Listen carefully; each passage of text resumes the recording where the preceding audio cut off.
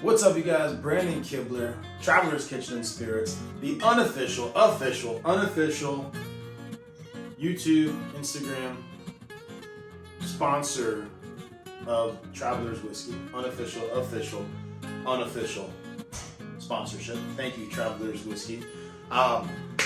First off, we're going to talk about something near and dear to my heart. Heart, not hearts. Buffalo Bills. We're going to be sipping some whiskey because I'm a sad Buffalo Mafia member who cried my sorrows away into my girlfriend's shoulders on Sunday as the Bills lost to the Kansas City Chiefs. At some point, the Bills will make it through. So throughout all these videos until the NFL season begins, we're going to have some type of thing over here to represent the Buffalo Bills because it wasn't pass interference. Anyways, we're going to talk about more Traveler's Whiskey. I was told that I am stupid if I don't have several videos, being my first videos, about Traveler's Whiskey on the Traveler's Kitchen and Spirits YouTube page and Instagram page and TikTok. So we're going to be doing that. So we got the Traveler's Whiskey. I really like it. Little side notes on this, man. I've been watching people on Instagram and YouTube and stuff, and some people are saying this is bad. I've noticed a lot of them are like the whiskey snobs, the bourbon snobs of the community. And I believe I said this is a great, unbelievable introductory whiskey. If you have someone, if your significant other has never had whiskey, this is a great bottle. One, you can serenade her with Chris Stapleton music and have her try this. You're gonna have a great time, and she's gonna like whiskey. So a lot of people are trashing it, but that's probably because you spent $200 on it. This bottle's going on in California for around anywhere from like $34 to $45, and that's kind of the area that it should be. There's people that are flipping it for outrageous prices, and it shouldn't be like that. But to each their own. So some videos that I saw with some stores, people are trying to figure out what the blend is because remember on the bottle, a first of its kind collaboration. Blend number 40 is carefully a result of countless hours of tasting and testing, completely unique combination of whiskeys from award-winning distilleries. Now, that doesn't mean Buffalo Trace. I know I pointed out, E.H. Taylor, Eagle Rare, but there's plenty of other products that Sazerac owns that could be in this blend, and two of which I saw some people that were saying, man, I get some real strong hints of 1792 small batch, and I heard early times bottled and bond. So I thought that was really interesting. So I want to do a little side by side. We got our Travelers over here, 1792 small batch. Fun fact, 1792 gets its name from when Kentucky became a state. Trivia fact for you. Early times bottle and bond. The Sazerac version, not the black top. I know some people are hell-bent that the juice is different. Both juices are good. So we're just gonna stop right there on that conversation. But anyways, so we have Travelers. Let's put Travelers aside. To our 1792 small batch. Very underrated bourbon as well. At least it seems like in California, Texas, some of the other places I've lived, 1792 is not spoken about as much as it should in the bourbon world. I want to do a video on that at some point. We have 1782 Sweet Wheat, 1782 single barrel bottle and bond, full proof, 12-year. There's so many amazing products coming from 1782. You just go on and on and on and on, which I'll stop now.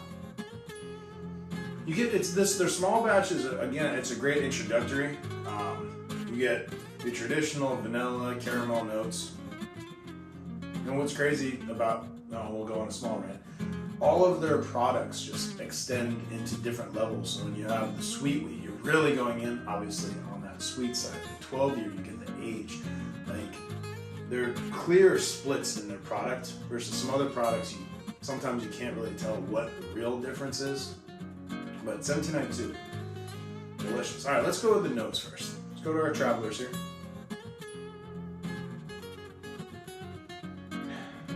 Similar noses.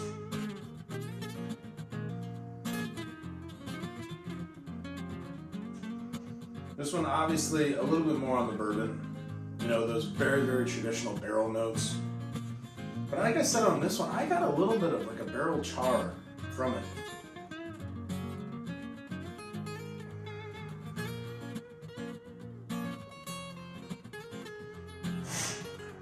And we're both the 93.7 versus the 90 proof.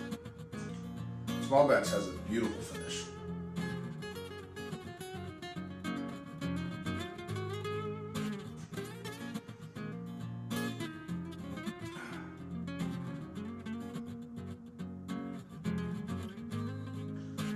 The finish on the Travelers is there. It's not as long as that one. I'm gonna definitely, let's put that to the proof, because the proof obviously is gonna hold that weight. But I do see the similarities. I think the gentleman that said, did a comparison with 1782 is a gentleman by the name of Jeff. He owns a shop in Orange County. It's like OC Bottle Shop. And that was his side by side there. And I do not remember who made the comment on early times. I wish I did, so I can do a little shout out on there,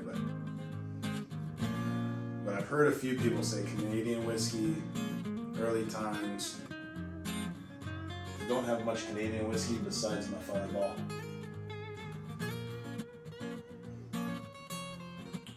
Dollar for dollar, early times is one of the best products. Hard to find out here in California. Texas, I can find it everywhere.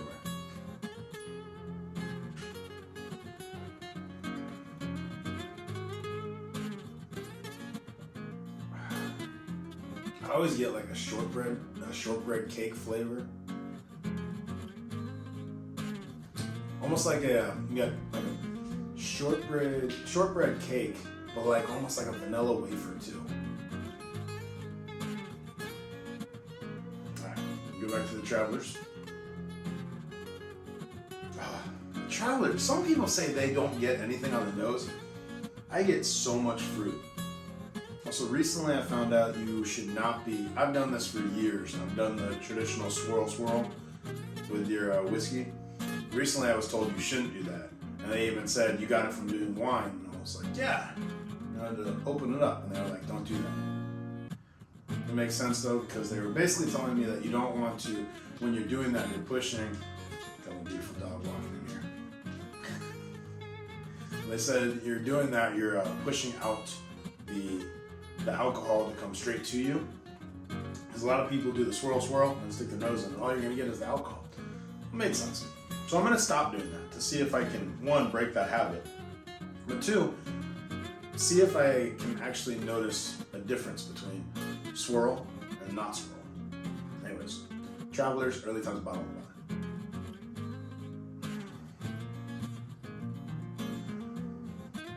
I get so much fruit on the Travelers. Like some apricots, dried fruits.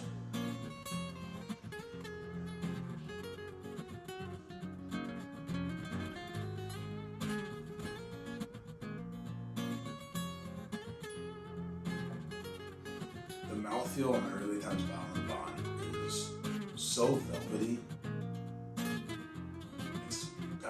It's like dessert. I get so much shortbread cake on there. There's almost a little bit of cinnamon zest at the end too.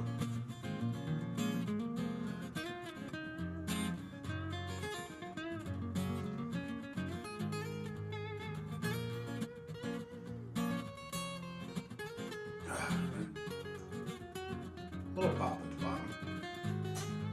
Alright, let's go back to this guy right here.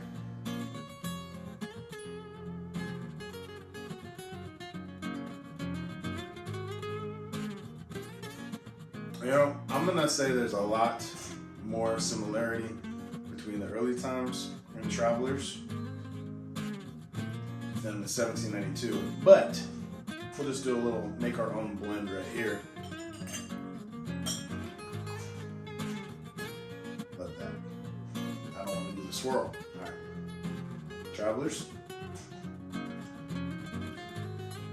Kitchen Blend.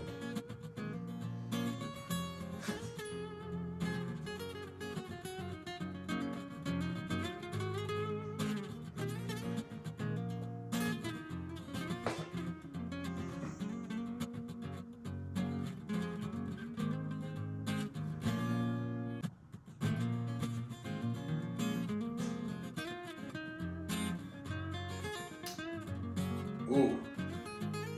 That's close. It could be because I'm really excited. I might need to do that with somebody to see if they can tell the difference. Taste wise, I came out pretty solid. Damn.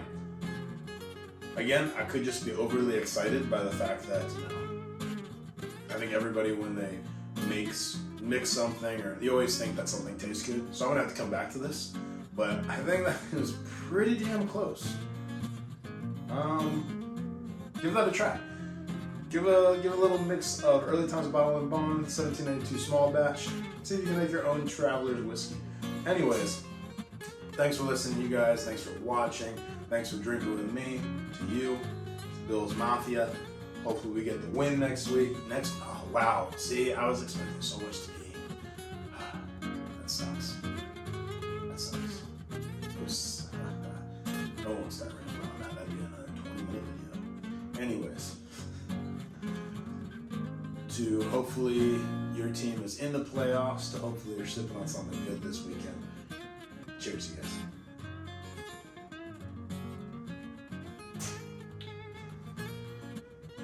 Traveler's Whiskey, the unofficial sponsor of Traveler's Kitchen Experience.